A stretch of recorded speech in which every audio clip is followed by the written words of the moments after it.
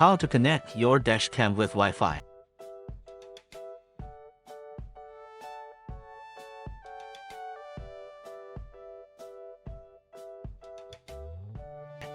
Press menu button and activate the Wi-Fi.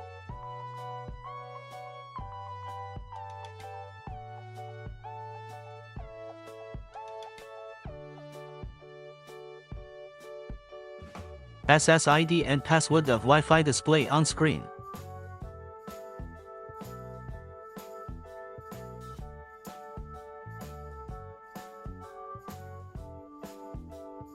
Add camera and jump to setting.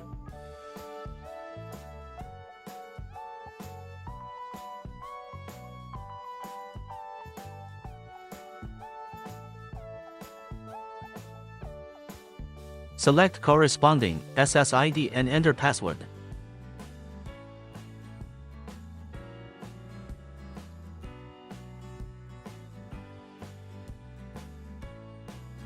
Open app again and connect successfully.